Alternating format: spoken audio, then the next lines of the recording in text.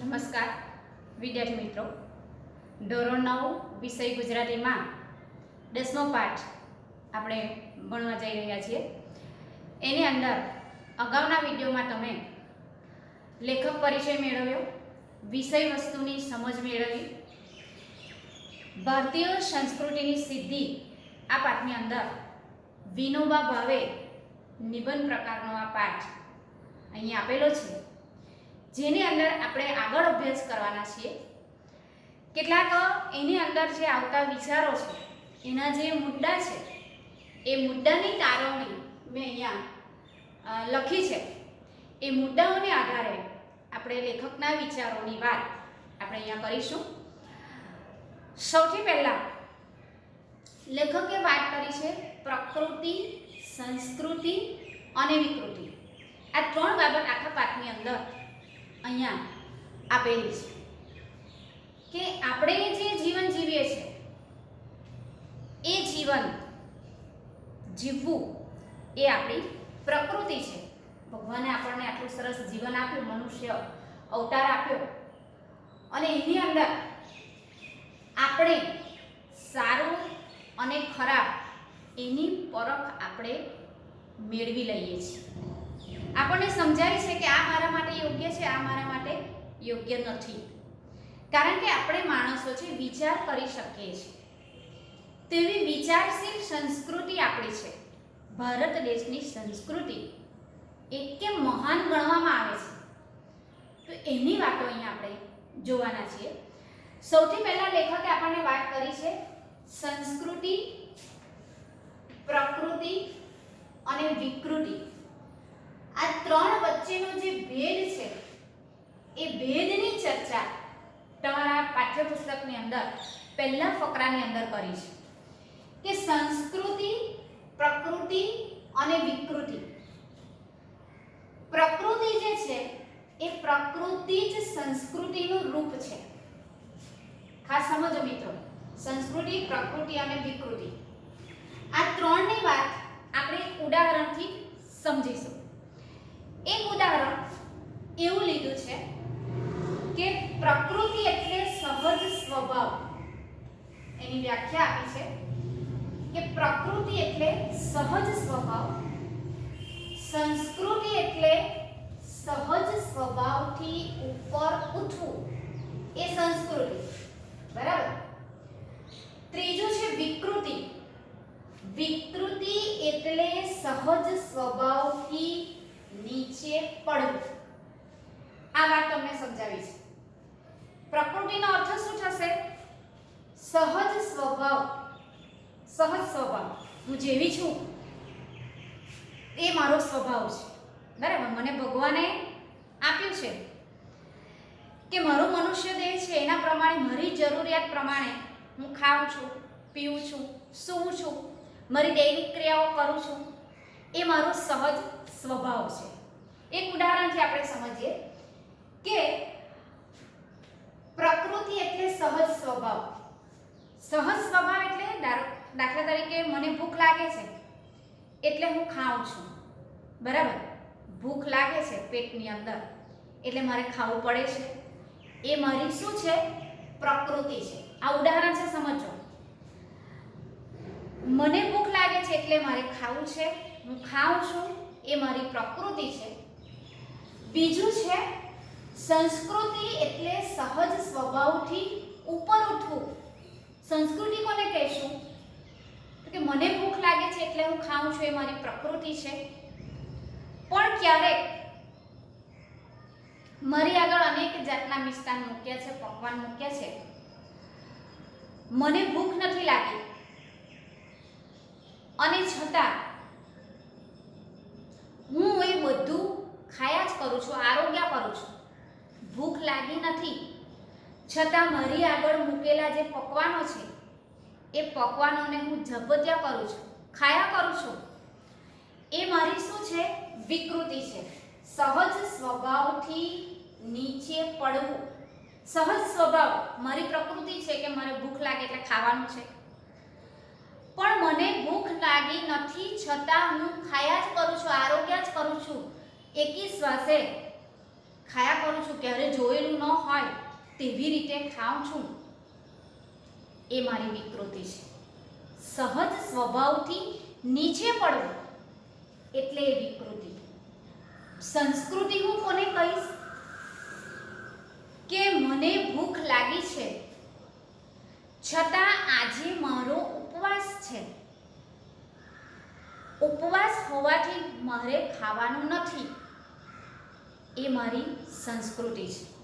એટલે આપણે વ્યાખ્યા શું લઈશું? સંસ્કૃતિ એટલે સહજ સ્વભાવથી ઉપર ઉઠવું. સહજ સ્વભાવ છે કે મારે ખાવાનું છે, મને ભૂખ લાગી છે, મારે ખાવાનું છે, સહજ સ્વભાવ છે.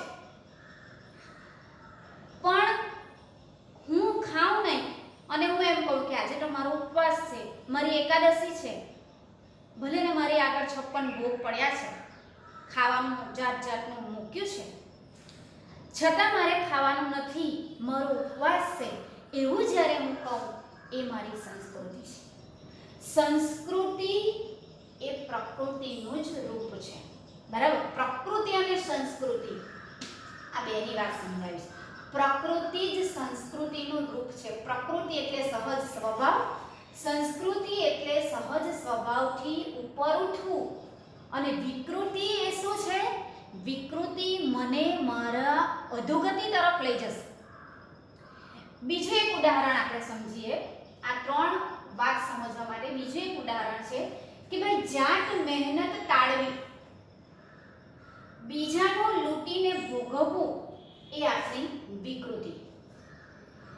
આપણે મહેનત કરીએ છીએ અને મહેનત કરીને ખાઈએ છીએ, એ શું છે? આપણી પ્રકૃતિ છે. મહેનત કરીને ખાવું એ આપણી પ્રકૃતિ છે. અને મહેનત હું કરતી નથી, જાત મહેનત કરતી નથી અને શું કરું છું?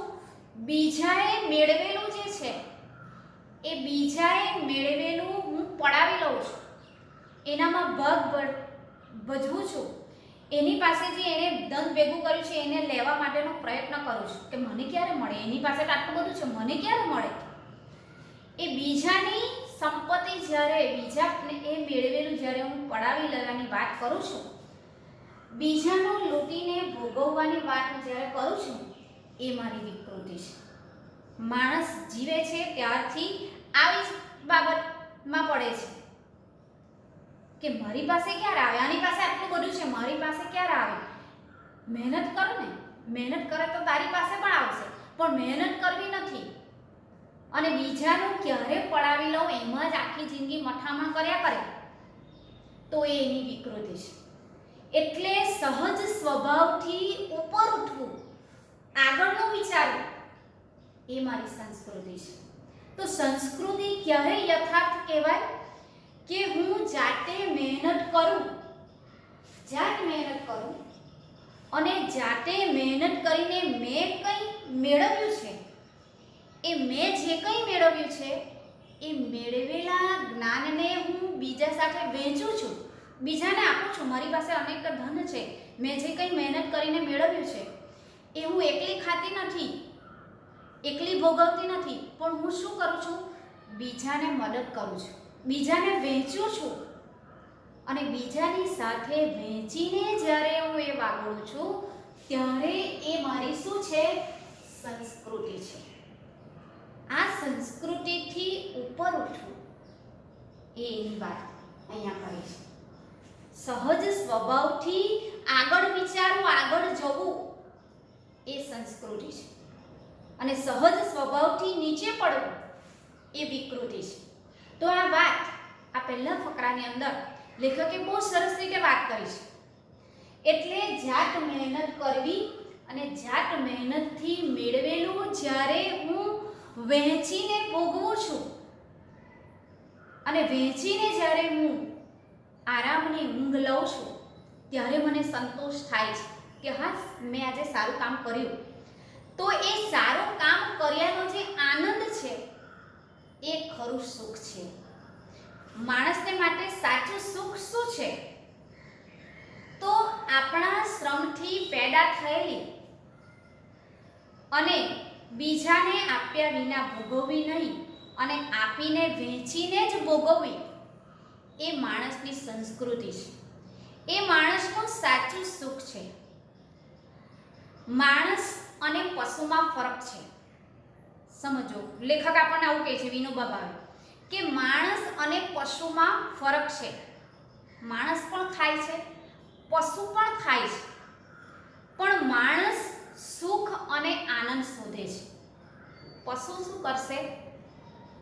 એ પણ ખાય છે, એને મળેલું જે ખાવાનું છે એ પશુ પ્રાણીઓ શું કરે છે કે એને મળેલું જે ખાવાનું છે એની ઉપર તૂટી પડે છે, ખાઈ લે છે, બરાબર પેટ ભરીને ખાઈ લે છે. અને પછી એની પ્રકૃતિ છે કે ખાઈ લીધા પછી એ અનેક કલાકો સુધી આરામથી પડી રહે છે, બેસી રહે છે.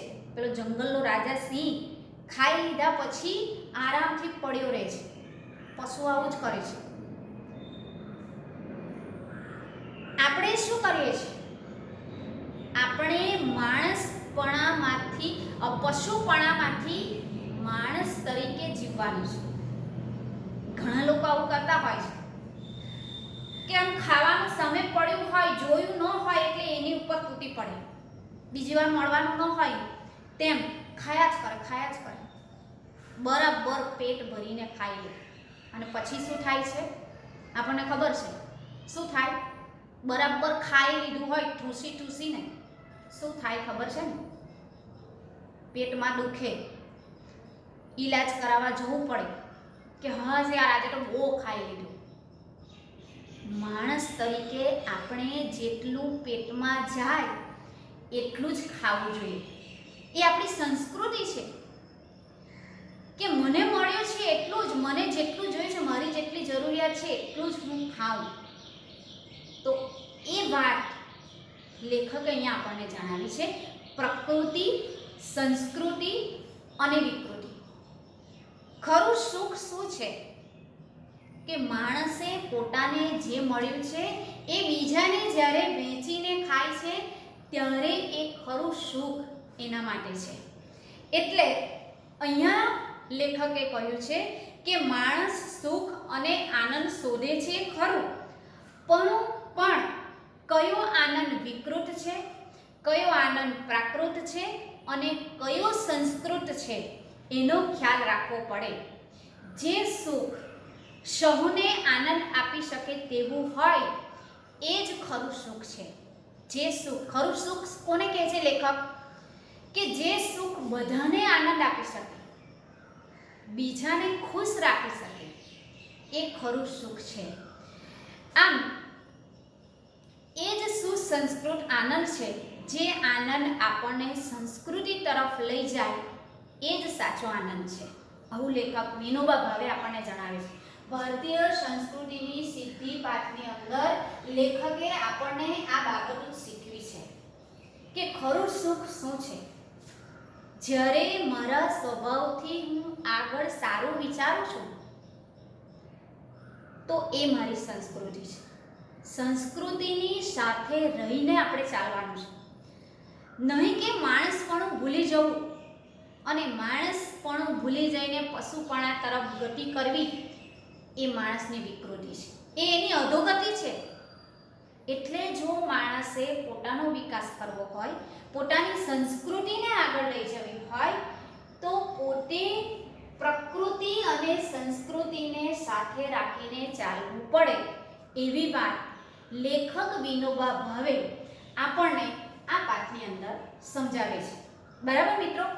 આટલી વાત આપણને અહીંયા સમજાઈ ગઈ કે આ વાત આપણે અહીંયા જોઈ છે કે સંસ્કૃતિ, પ્રકૃતિ અને વિકૃતિ આ ત્રણ બાબત કે જ્યારે હું મારા સહજ સ્વભાવથી સારું વિચારું છું તો એ મારી સંસ્કૃતિ છે. તો આ સંસ્કૃતિની વાત આગળના વિડીયોમાં આપણે સમજીશું કે આગળ આપણને લેખક કઈ વાત સમજાવે છે. આભાર મિત્રો.